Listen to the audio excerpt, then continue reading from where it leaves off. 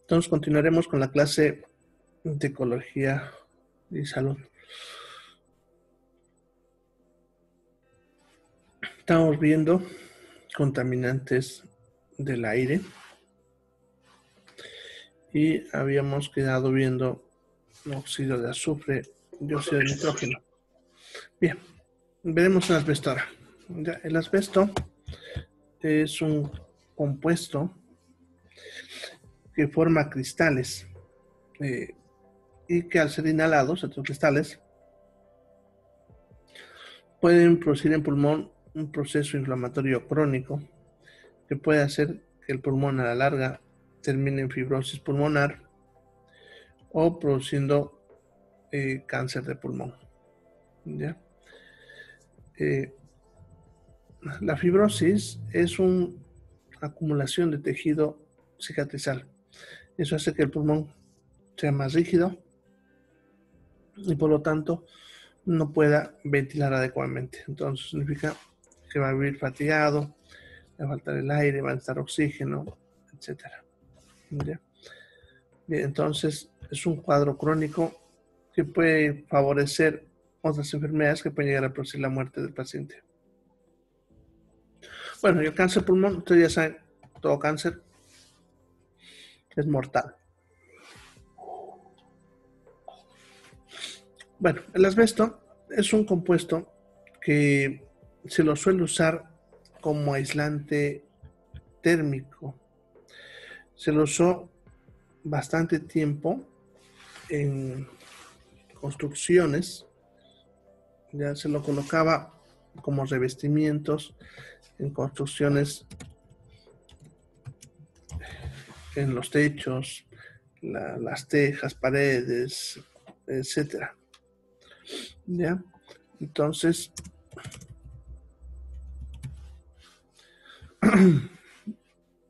a menos en la década de los 70, los 80, se lo usó bastante en construcción, ¿ya?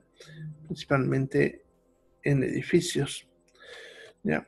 Por suerte aquí, Santa Cruz en esa temporada no tuvo muchas construcciones.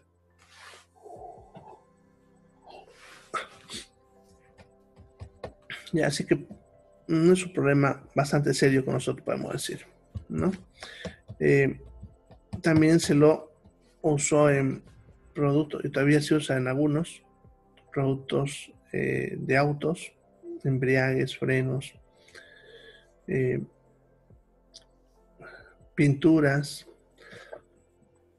lo que es la vermiculita, que es un revestimiento que se usa en las paredes. ¿Ya?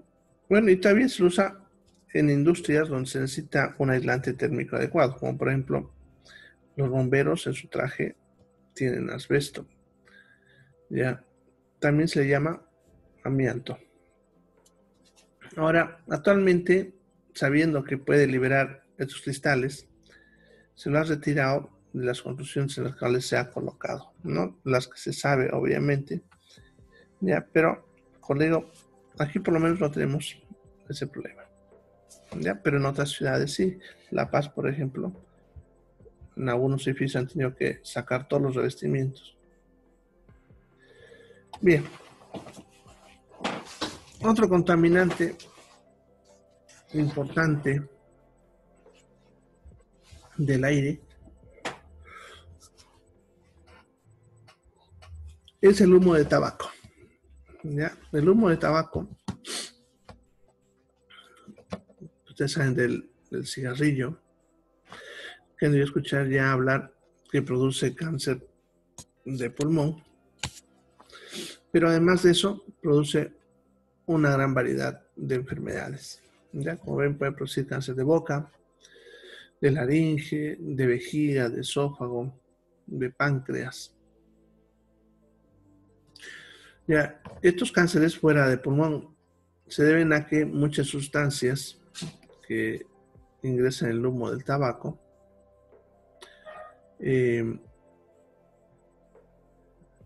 pueden absorberse hacia el torrente sanguíneo, entonces circular por todo el cuerpo. ¿ya? De tal manera que va a ocurrir efecto no solamente directamente en el pulmón, sino en otros órganos, como están viendo con la vejiga o el páncreas. ¿Ya? También puede producir enfisema, ya que eso es que se destruyen las paredes de algunos bronquios y alvéolos, produciendo unas estructuras como sacos más grandes, que eso suele favorecer la acumulación de secreción mucosa, que normalmente se produce lo que le llamamos la flema, pero el problema está que al favorecer que eso se acumule, también favorece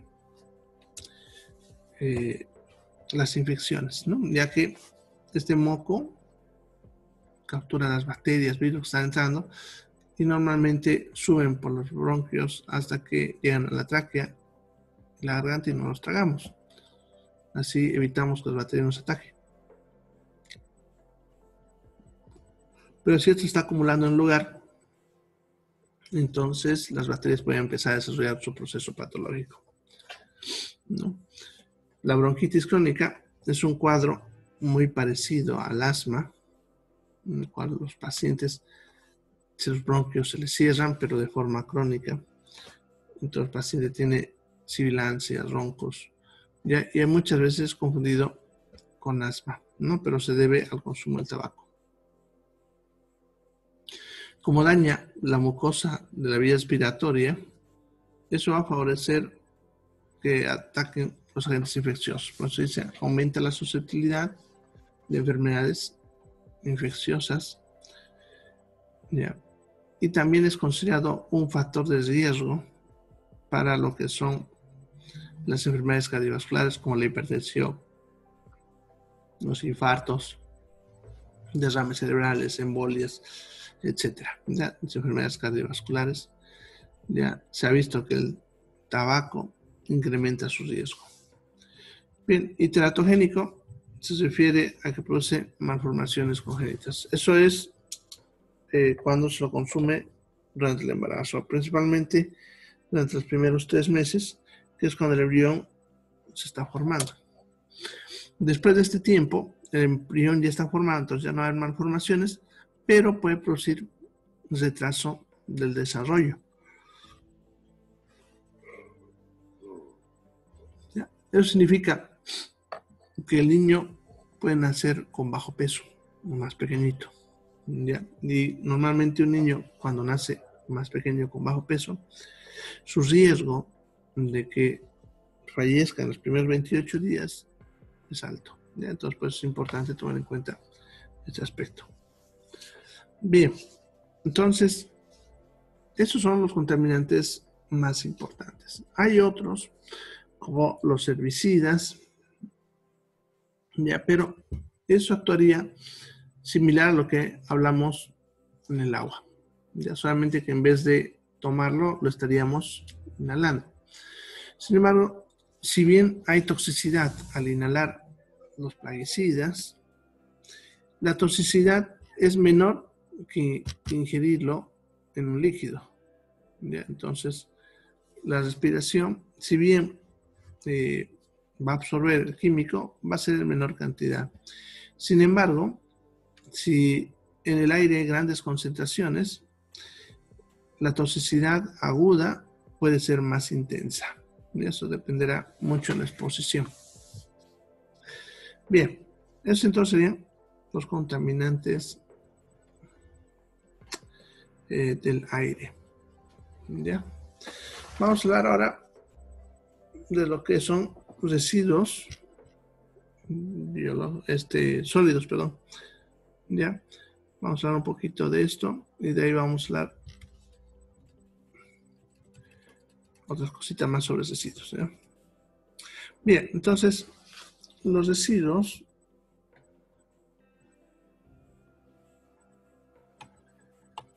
bueno, empezaremos esto. Ya. Bien, entonces los residuos sólidos se refiere a lo que es la basura. ¿Ya? La basura puede llegar a afectar la salud, ya que favorece varios aspectos que pueden favorecer los procesos epidémicos, ¿ya? Por ejemplo, favorece la proliferación de microorganismos patógenos. Ya se refiere a agentes infecciosos que pueden producir enfermedades, ¿ya? Entre las enfermedades de tipo infeccioso relacionadas con la basura, tenemos lo que son las pestes, ¿no? Peste bubónica, enfermedades diarreicas, disenterías,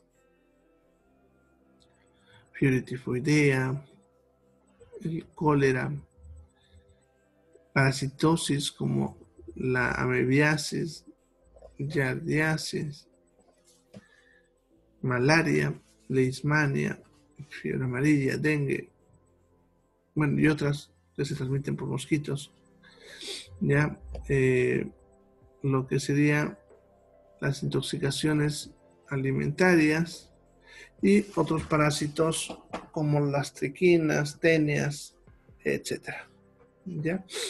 Entonces, va a favorecer el desarrollo de estos agentes infecciosos que pudiesen sobrevivir en medio de la basura y ser movidos a través de un vector, ¿ya? Y creo que, a ver, me olvidé poner ese aspecto ahí, pero seguro está más abajito en otro lado que vamos a hablar ahorita, ¿ya? Que también favorece la proliferación de vectores. Ah, no, ahí arriba está, miren, no lo había visto. Ya, acá está. Son fuentes de vectores, ¿ya? Entonces, ahorita vamos a hablar sobre los vectores. Bueno, van a producir malos olores, obviamente eso nos va a tener incómodos, ¿no? Principalmente si estamos viviendo cerca de la fuente de eliminación. Va a favorecer que se dispersen sustancias contaminantes como las que ya hemos visto, los fenoles, por ejemplo, que conforme se va degradando el material orgánico va liberando fenoles. Los metales pesados que hemos visto también.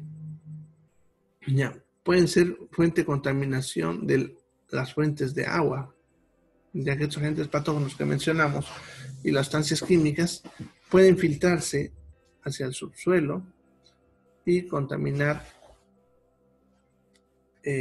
la fuente de agua ya de donde vamos a usar para beber o para regar las plantas. Ya, bueno, y en cuanto a los trabajadores, se refiere ahí a los recolectores de basura, ¿no? A ellos obviamente les puede generar lesiones, ¿ya? Sí, y justamente lo que estás preguntando tiene relación con esto.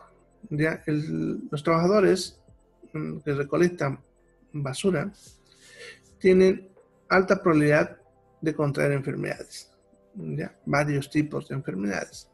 ¿Ya? Ten en cuenta que la gente que está en la casa puede estar enferma de algo y desechar sus desechos, la basura. Si el trabajador se contamina, si no toma las medidas, porque también tiene que tomar medidas adecuadas para no contaminarse, si se contamina, pudiese adquirir una infección. ¿Ya? Por eso claramente está ese punto que le puse al último. Ya, trabajador de recolector de basura tiene alto riesgo de contraer enfermedades. Ya, además, teniendo en cuenta que entre los residuos pueden haber cosas que puedan cortarlo, ¿no? Como vidrios, fierros, etcétera. Entonces, eso incluso aumenta más la probabilidad de infección, ¿ya?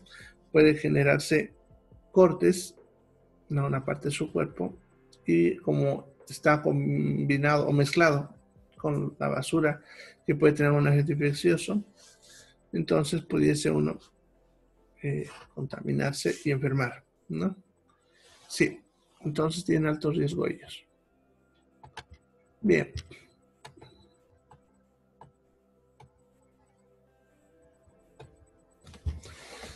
En cuanto a los residuos, hay muchos residuos peligrosos para la salud, de forma directa y de forma indirecta. Estos son los más peligrosos, no son los únicos por si acaso, pueden haber más. Ya. Por ejemplo, las pilas o baterías de electrodomésticos son altamente contaminantes, ¿ya? En otros países incluso es obligatorio el reciclaje o la eliminación de este tipo de material. Aquí de vez en cuando debe haber una campañita para recolectar, pero tampoco tiene un proceso adecuado. Simplemente lo recolectan y listo. Ya. Sucede que las pilas, por ejemplo las de relojes chiquititas, contienen mercurio. Las pilas, pero las más grandecitas, las que usamos para control remoto, otros aparatitos pequeños, contienen plomo, ya que ya hemos visto que es un contaminante, ¿no? Las baterías, y eso se refiere tanto a baterías de auto como baterías de celulares, etc. Ya, las baterías de auto también contienen plomo y ácido sulfúrico. Entonces, cualquiera de esos dos puede ser contaminante. Principalmente el plomo, si no es manejado de forma adecuada. Ya. En las pilas, pero las baterías de celulares tienen una gran variedad de combinaciones químicas, ¿no? Que contienen diferentes metales. Muchos de ellos incluso no están todavía estudiados de forma adecuada para saber si pueden ser causantes de algún daño o no, ¿ya? Sin embargo, se está en ese proceso de estudio, ¿ya? Bien, entonces las pilas de baterías son importantes contaminantes también, ¿ya? Las pinturas y los tintes. Algo que creo que no les dije cuando hablamos de plomo es que el plomo se usa para darle brillo a las pinturas. ¿Ya? Entonces, cuanto más brillosa sea una pintura, es altamente probable que tenga grandes cantidades de plomo. Ya, por ejemplo, lo que se usa en la industria automotiva, ya las pinturas de autos son ricos en plomo y deben eliminarse de una forma adecuada, pero aquí en Santa Cruz les aseguro que no hay ni un solo lugar que maneje eso, ¿ya? Les han de ver incluso hay chaperíos donde toda la pintura está escurriendo hacia el suelo y hacia la calle. Y por lo tanto, eso me contamina las fuentes de agua, ¿ya? Bien, los aceites, grasas y cualquier otro compuesto orgánico van a favorecer el crecimiento de agentes infecciosos y vectores, ya que es alimento, ¿no? Para ellos, ¿no? Incluso los aceites, si llegan a una fuente de agua, pueden producir un proceso que se llama eutrofización, ¿ya? La eutrofización es cuando le damos exceso de un nutriente a la naturaleza y eso va a hacer que a unos seres vivos se desarrollen más que otros, ¿ya? Por ejemplo, en un lago o una fuente de agua, cuando hay eutrofización, eso favorece que crezcan las algas. Entonces las algas empiezan a crecer por un montón, lo cual al principio normalmente oxigena el agua.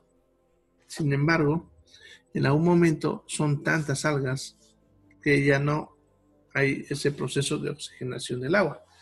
Y conforme van creciendo algas unas encima de otras, pues las que crecieron primero se van muriendo, formando capas de algas muertas hacia abajo, que eso con el tiempo es atacado por bacterias anaeróbicas de las que les gusta alimentarse de restos muertos, ¿no? Y eso va haciendo que el oxígeno del agua se vaya acabando y va haciendo que todo lo que está ahí se pudra. Ya esas aguas verdes, por ejemplo, luego se van a convertir en negras, ¿ya? Ese proceso es eutrofización, ¿ya? Y es cuando le damos exceso de nutrientes a la naturaleza. Y en este caso, los aceites ya son fuente de alimento para las algas y otros seres vivos, ¿ya? Entonces, A eso se refiere con los aceites grasas. Lo ideal, en cuanto a los aceites y las grasas, es que se reciclen. Se haga un proceso en el cual el alga, perdón, el aceite ya se lo vuelva detergente. ¿Ya? Se puede hacer de forma doméstica, pero es un poquito peligroso porque puede generar quemaduras. Pues bueno, claro, solamente gente experta. En otros países hay empresas que recolectan los aceites, las mantecas, tanto de domicilios como de hogares o otras instituciones, ¿no? Restaurantes, etcétera, donde produzcan muchos aceites, ¿ya? Y lo que hacen es recolectar estos aceites y con eso fabrican los jabones, jaboncillos, champús, etcétera, ¿ya?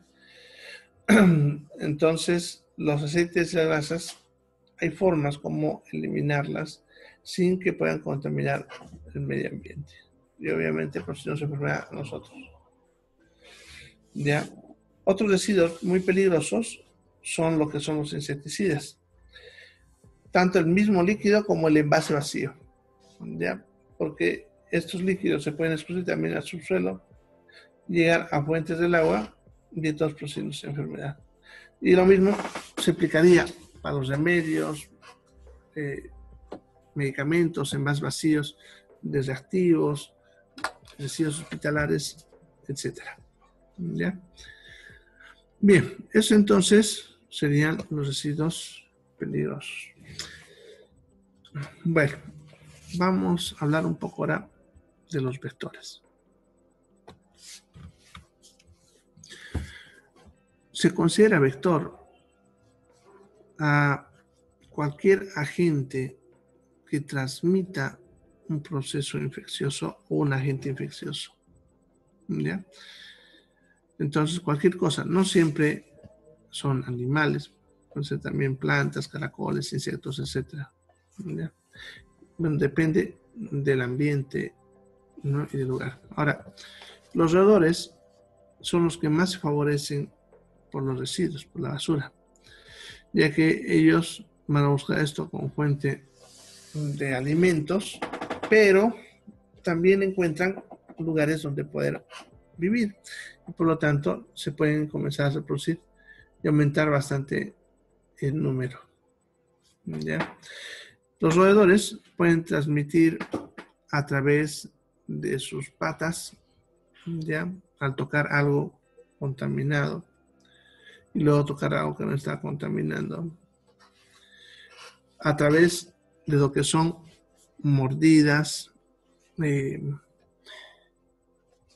lo que son su orina, que es una de las formas con las que más contagia enfermedades, ya que pueden orinar sobre los alimentos, ya sus heces y algunas enfermedades como la peste bubónica a través de las pulgas, ¿no? Que atacan a los ratones y luego pueden atacarnos a nosotros.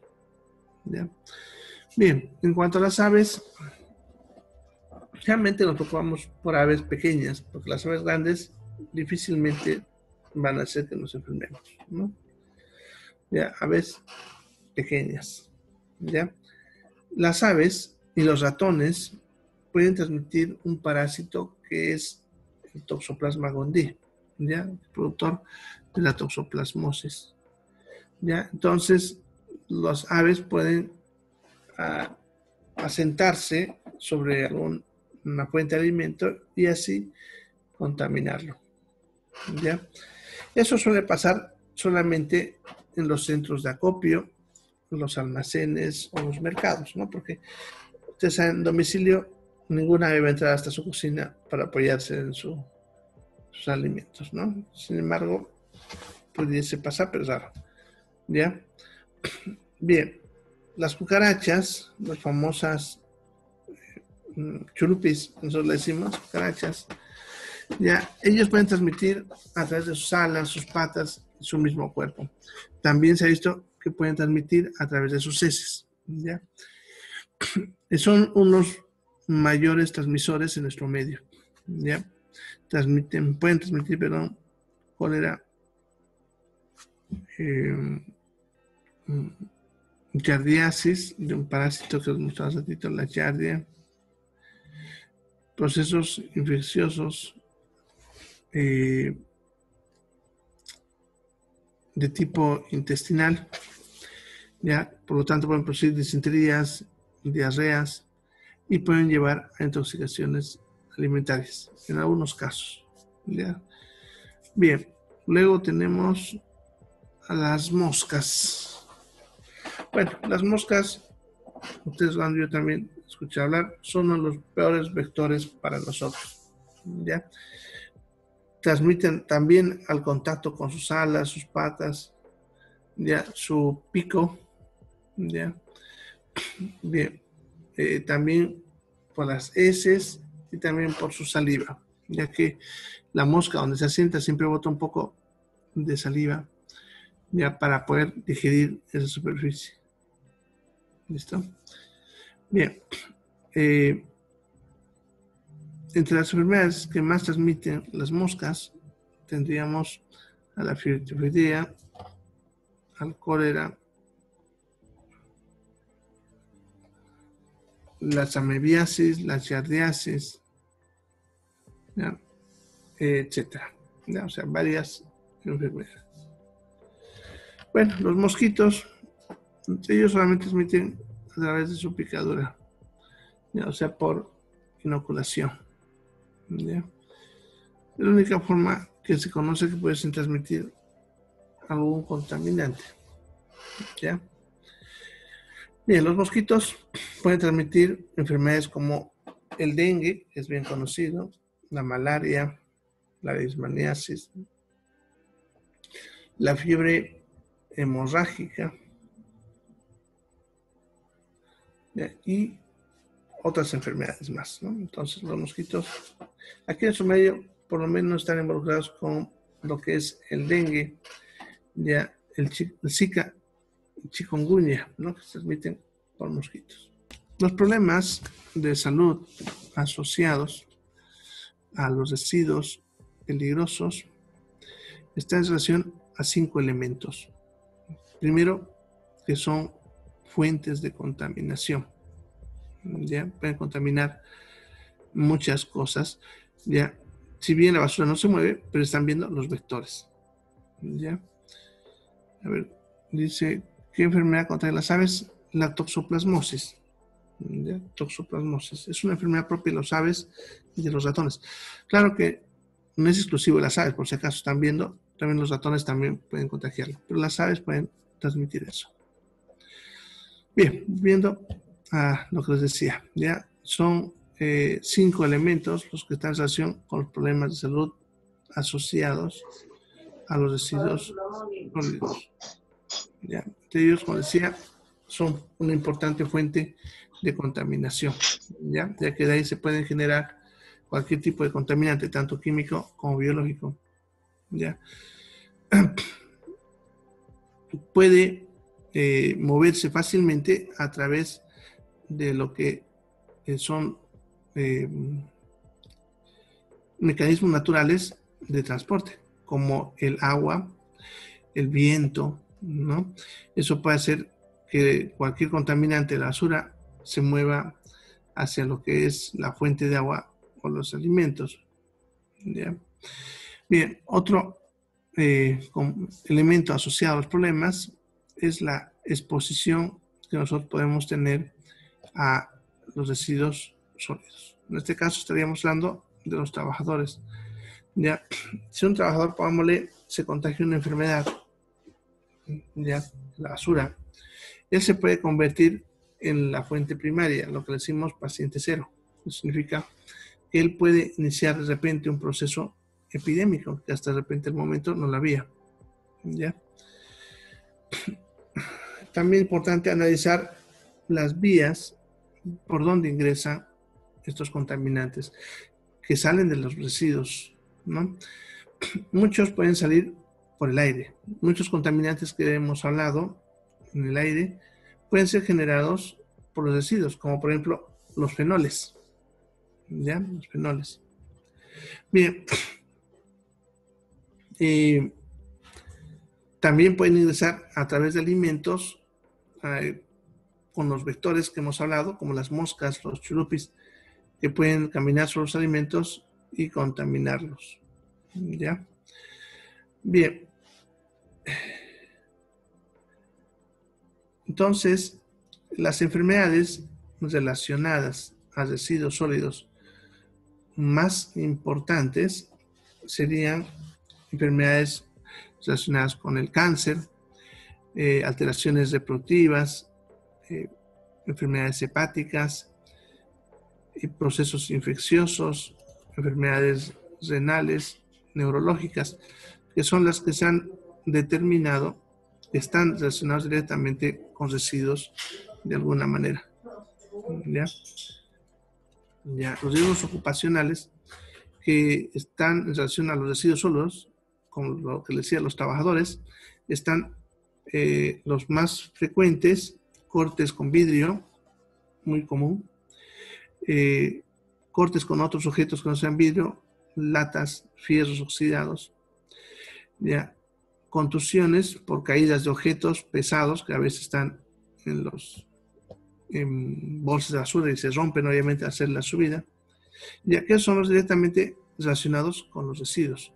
Ya indirectamente estarían las infecciones que se transmiten y accidentes de tránsito obviamente en el proceso de recolección, ¿no? Son indirectamente relacionados. Cuando hablamos de seguridad alimentaria, hay que entender que necesitamos comer, obviamente. Sin embargo, pudiesen llegar diferentes tipos de agentes químicos o agentes incluso infecciosos a través de los alimentos, ¿ya? Estos pueden llegar a desarrollar enfermedades leves que curan fácilmente, como enfermedades también bastante severas que pueden llegar a producir la muerte del paciente. Incluso algunos pueden generar patologías de evolución crónica, no significa que vayan evolucionando durante años, ¿ya?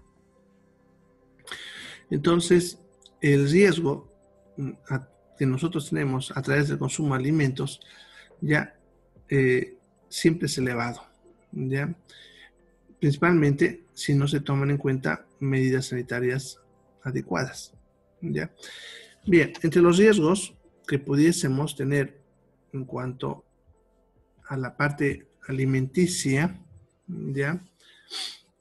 Tenemos que puede haber una alimentación inadecuada, ¿ya? La alimentación inadecuada como riesgo biológico está en relación al régimen alimenticio que yo pueda llevar dependiendo del acceso que tengo a los diferentes nutrientes. No sé si alguna vez ya les hablé, creo que en bioquímica, si es que la he llevado, y si no, ya la van a aprender. Que por ejemplo aquí en Santa Cruz tenemos un riesgo en cuanto a lo que es la vitamina B1 y la B6, ya que los alimentos que consumimos habitualmente en nuestro medio contienen muy poco de esta vitamina, ya, para nuestro medio, porque eso varía dependiendo del lugar, por si acaso. Ya, si se van a otra población, otros alimentos, otros nutrientes serán el riesgo, ¿no? Pero para nosotros actualmente también, porque antiguamente había otros riesgos. Ya es eso, ¿ya? Sucede que la vitamina B1 y B6 son escasas en los alimentos que consumimos aquí habitualmente. Por lo tanto, vivimos en el borde. Yo le llamo vitaminas borderline. O sea, que están justamente en el límite entre que estamos bien y que nos falta, ¿ya? El consumo de ciertos productos como el alcohol puede favorecer la eficiencia de estas vitaminas, ya que el alcohol actúa como una antivitamina de varias moléculas llamadas vitaminas, ¿ya? En casos severos, como lo que vivimos aquí en Bolivia en la década de los 80, puede haber también intensos grados de desnutrición en todas las edades, pero principalmente afecta más fácilmente a los niños, ¿ya? Ese es uno de los riesgos en lo que hablamos de seguridad alimentaria, ¿ya? Una alimentación inadecuada. Otro es la contaminación microbiológica de los alimentos, o sea, que los alimentos se contaminen por agentes infecciosos que puedan provenir desde la fuente, ¿no? Que ahí se puede contaminar por riego, ¿ya? También puede ser el proceso de recolección, ¿ya?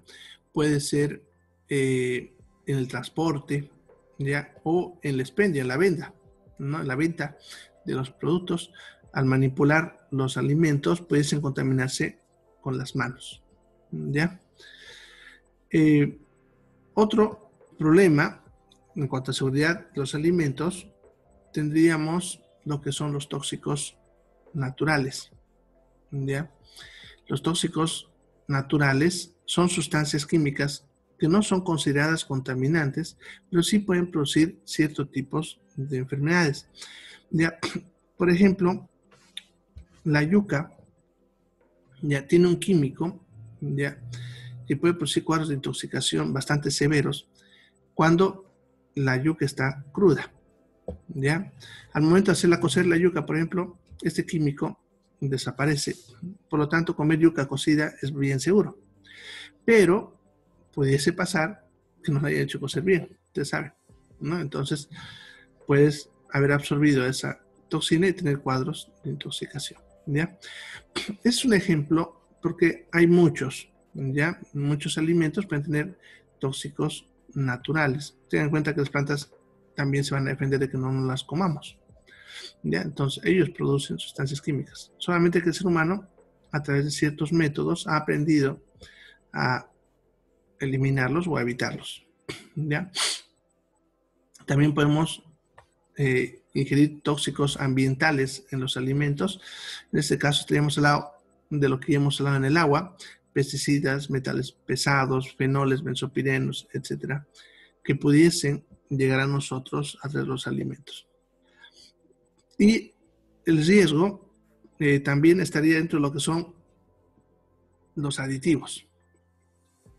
Ya, los aditivos alimentarios son una gran variedad de sustancias que se colocan con diferentes fines, ¿no? Como por ejemplo, darles color, sabor, olor, conservantes, ¿no? Sustancias químicas que ayudan a que no se pudran más rápido y por lo tanto puedan durar más tiempo, ¿ya?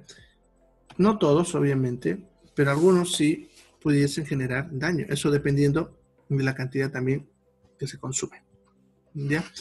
Bien, entonces, esos serían los mayores riesgos en cuanto a seguridad alimentaria. Están viendo la falta de nutrientes, contaminación biológica, tóxicos naturales, contaminantes químicos ambientales y los aditivos, ¿ya? Aquí en Bolivia no hay una regulación todavía sobre este aspecto. En otros países ya manejan bastante la regulación en cuanto a seguridad alimentaria. Por ejemplo, han de ver en Chile, no sé si han visto propagandas de repente, porque dan propagandas acá, hay los famosos sellos que le llaman, ¿ya? En los cuales un alimento tiene la obligación, ahí en Chile, de poner un sello en caso de que ese alimento esté involucrado en algún factor de riesgo, ¿no? Por ejemplo, si tiene mucha grasa y te va a engordar fácilmente, le ponen un sello que dice rico en lípidos o rico en calorías, etcétera, ¿no?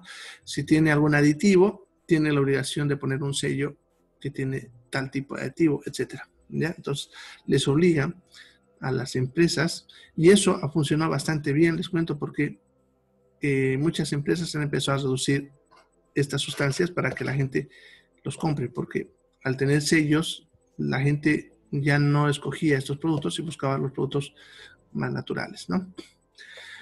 Bien, a ver, pregunta, dice, ¿qué alimentos tienen B1, B6? Bueno, son varios, pues lo vamos a ver en bioquímica, pero para mencionarte en base a lo que estás viendo, los más ricos son la levadura de cerveza, los cereales integrales, no el cereal pelado, ¿ya? Y interesantemente la carne de cerdo, ¿ya? Estos alimentos, si te das cuenta, y se fue la cabeza. Las legumbres, ¿ya? Las legumbres, lo que son lenteja, poroto, etcétera, ¿ya? No son alimentos de consumo habitual. Por ejemplo, nosotros no consumimos cereal integral, muy rara vez. Y si lo hacemos, generalmente está en ese pan chama, ¿no? Esos pan negro que alguna vez nos compramos, ¿no? ¿Ya? Pero normalmente no, ¿ya? Lo que es la levadura de cerveza, ¿quién come levadura de cerveza?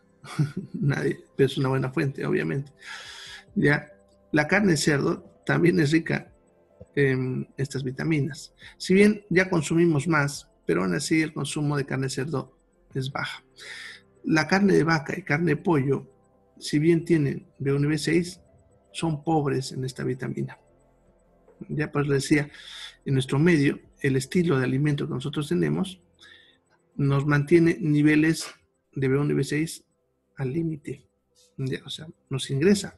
Pero estamos en momentos que nos falta y en momentos que estamos bien. Bien, pero eso lo van a ver en bioquímica, si es que no lo han visto. Entonces ahí lo vamos a ver y ahí les voy a dar incluso los síntomas, etcétera.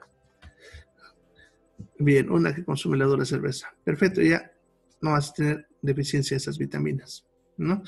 Pero no es algo de consumo habitual. Y por si acaso, para los que no lo hacen, es una fuente de varios nutrientes, no solamente la B1 y la B6, sino otros nutrientes más. Pero por si acaso nos referimos a la levadura activa de cerveza, no a la cerveza, porque la cerveza ya está muerta, la levadura, por si acaso. Porque algunos después me dicen que yo les recomendé tomar cerveza. Bien. Entonces, como les decía, la contaminación del alimento puede ser en la fuente o en el proceso de transporte o en la misma casa. Entre los agentes biológicos que contaminan más frecuente los alimentos, ya principalmente tenemos bacterias. Y son una larga lista. ¿Ya? Le voy a mencionar los más importantes. ¿Ya? Por ejemplo, tenemos las brucelas, que son enfermedades, pero son bacterias que producen ciertas enfermedades en el ser humano que se transmiten, por ejemplo, a través de las carnes. ¿Ya? El Campylobacter, que se transmite a través de carne de pollo, pero no, por si acaso, cuando yo les menciono aquí la carne, pueden comerla de forma segura, ya que la bacteria muere al cocerlo. No es en sí el alimento, sino que llega a nosotros en ese alimento, pero se mueve por las manos.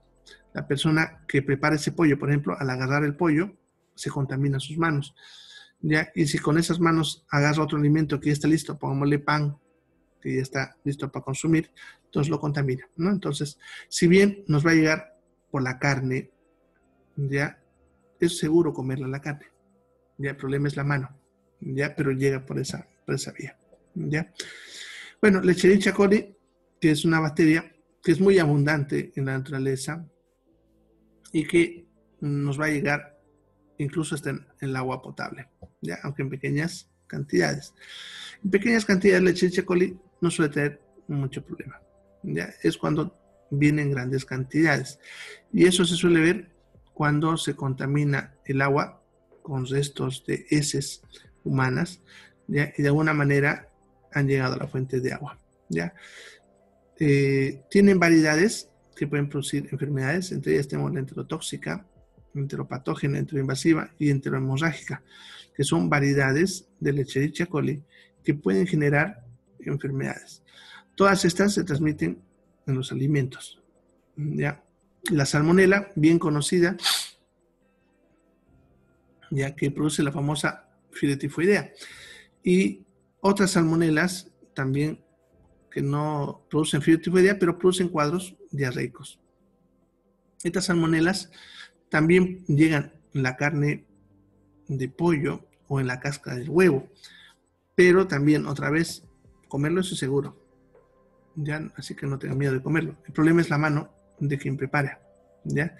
Que se contamina y entonces con eso puede tocar alguna cosa, algún utensilio y mover las bacterias ahí hasta que llega a nuestra boca, ¿ya? El Vibrio cholerae es el productor del cólera, que incluso tuvimos aquí una epidemia en la década de los 80 y pudiésemos volver a tener en cualquier momento, ¿ya? Es una bacteria que se transmite a través del agua, pero puede contaminarme alimentos que han entrado en contacto con agua, como el pescado, por ejemplo, ya que son las fuentes que favorecen más fácilmente el movimiento del cólera. ¿Ya? Bueno, entre los virus, todos los virus productores de diarreas, rotavirus, coronavirus, adenovirus, ya, el virus de Norwalk o Norwalk-like, que se llama, ya, y el virus de la hepatitis A, que puede llegarnos a través de alimentos contaminados también. Ya, en realidad es la forma como llega a nosotros. Ya, entre los parásitos estaría la entamoeba histolytica, que es la famosa ameba, la Giardia lamblia, que también llega a través de alimentos, ya, y el Ascaris lumbricoides, ya que, por cierto, es muy frecuente en nuestro medio. ¿Ya? Entonces serían los agentes más frecuentes. Si ustedes entran al librito que les he pasado, ahí en el Classroom, van a ver que hay una lista, es mucho más larga. ¿Ya? Ustedes pueden ahí si quieren curiosear. Lo que les he mencionado solamente son los más frecuentes acá en nuestro medio, ¿ya? Porque varía dependiendo del lugar también. ¿Ya? Cuando hablamos de riesgo químico de los alimentos, ¿ya? Hay que entender dos términos, ¿ya? Uno, que es IDA, lo voy a poner en la pizarra. Bien, cuando hablamos de riesgo químico, esto se evalúa en base a un cálculo que consiste en determinar lo que es la IDA, ¿ya? Aquí lo voy a poner, que es IDA, es ingesta diaria admisible. Ya. Otro término que necesitamos conocer es NOEL, ya que eso significa, bueno, es un término en inglés que es No Observed Effect Level. Yo lo voy a poner en español, que es valor de no efecto. Ya. Entonces, lo que hacemos para determinar el primero es calcular, eso sería igual a NOEL dividido entre el factor de seguridad. Ya, estos factores de seguridad lo calculan los ingenieros ambientales en base al riesgo de cada químico. ¿Ya? El valor de no efecto ya es la cantidad mínima en la que en teoría no pudiese causar ningún daño. ¿Ya? Y eso lo determinan los farmacéuticos en cuanto a lo que es la parte toxicológica, ¿ya? De todas las sustancias. Al dividir eso, obtenemos lo que es IDA. IDA, entonces, es la cantidad segura que nosotros pudiésemos consumir ya todos los días de nuestra vida, ya sin riesgo de sufrir ningún efecto. ¿Ya? Entonces, la IDA depende mucho de lo que estamos ingiriendo. ¿Ya? Eso les aclaro porque sucede que a veces van a ver, a menos ahora con el Face, sacan productos diciendo que son el enemigo del tercer mundo, ya que los americanos hicieron tal producto para que nosotros nos enfermemos, etcétera, ¿no? Que la Coca-Cola es mala, que otra cosa es mala, etcétera, ¿ya? Entonces, bien, entonces,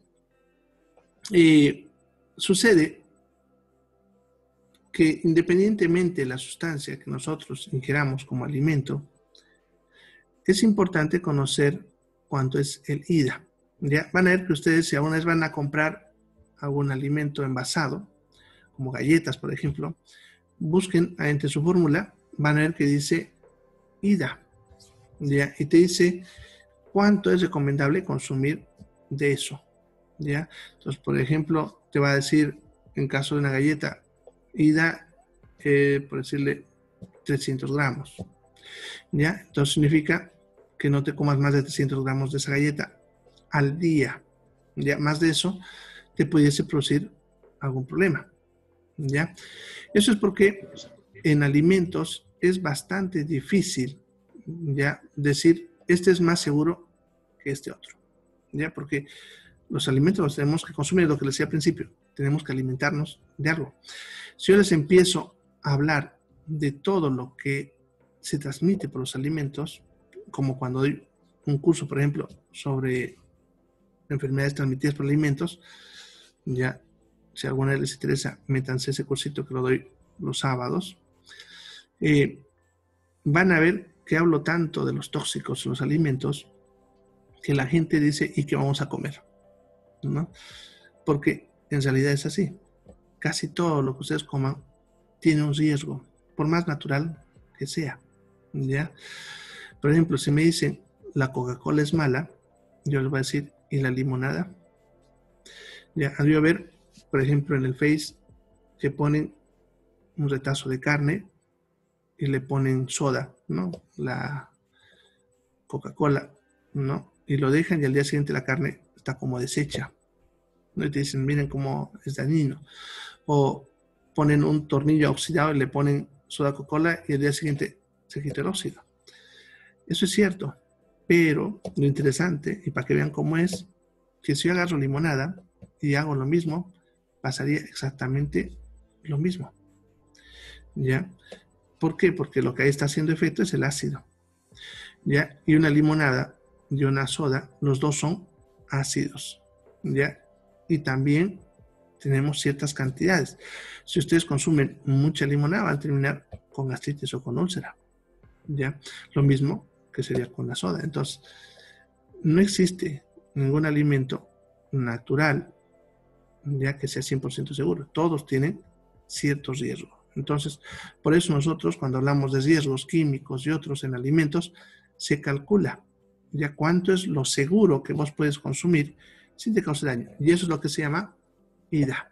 Ya saben ahora qué es IDA, lo que es la ingesta diaria admisible, que es lo que no nos causaría daño ya si comiesen en esa cantidad todos los días. Bueno, y para terminar, hablaremos un poquito de lo que son los impactos ambientales globales en la salud. ¿Ya? O sea, algunas cosas que han estado pasando a nivel mundial y que pueden afectar la salud. ¿Ya? Pero antes de eso, hay una pregunta. ¿La hepatitis es contagiosa? Sí, es contagiosa. Se transmite por la vía fecal oral. El paciente que está enfermo con hepatitis bota al virus en las heces, como es un virus que produce diarrea junto con la hepatitis, entonces vamos a botar en las heces el virus, ¿ya? Y ese virus puede transmitirse, por lo tanto, a través de las manos de la persona que está con hepatitis, que no se lavó las manos después de ir al baño, ¿ya? O me contamina una fuente de agua, que a su vez eso puede contaminar un alimento, o moverse por vectores, como hemos hablado, de las heces a los alimentos, ¿no? La cosa es que va a entrar también por la boca, ¿ya? Así que, ¿es contagiosa? Sí, ¿ya? Bien, entonces, les voy a mencionar el proceso y el efecto, ¿ya? El primer proceso que han oído escuchar hablar en los últimos tiempos es sobre los aumentos de temperatura. Sin embargo, tenemos los dos extremos. Hay momentos de aumentos de temperatura llamadas olas de calor, pero también al mismo tiempo tenemos caídas de temperatura, ¿ya? Algo que es interesante es que si en el planeta algo se calienta en un lado, algo se tiene que enfriar en otro lado, ¿ya? Entonces, estos cambios ambientales de temperatura a nivel global han generado aumento de enfermedades relacionadas con el calor y el frío. Las temporadas de calor se incrementan enfermedades como las diarreas y los hongos, y las transmitidas por vectores como insectos, como mosquitos. En las temporadas de frío se incrementan las enfermedades virales que se transmiten por vía aérea, como los virus de la gripe, los influenza, el coronavirus también, ¿ya? Entonces, se ha visto los cambios de temperatura pueden generar incrementos en los dos extremos de las enfermedades relacionadas a la temperatura. Ya, y cuando tenemos otro proceso que puede afectar, ya es lo que son los fenómenos climáticos extremos.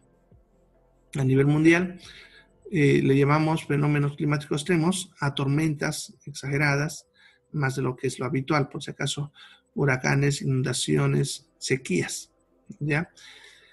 En los últimos 10 años se ha visto incremento de estos fenómenos climáticos. Aquí mismo en Santa Cruz hemos sufrido 3 inundaciones y 6 sequías en los últimos 10 años. Han debido ver de repente la televisión. Por suerte este año no se ha visto, pero hasta el año pasado hemos tenido aquí en Bolivia eso. ¿Ya?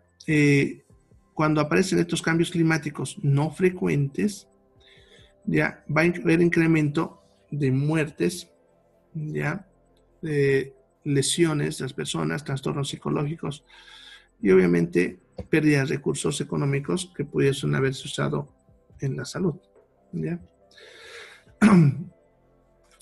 Se ha visto que el aire a nivel mundial tiene un incremento en contaminación biológica en cuanto a las esporas y toxinas de hongos que habíamos hablado anteriormente, lo cual me aumentaría más casos de asma y procesos alérgicos o complicaciones en pacientes con enfermedades respiratorias de base, ¿ya?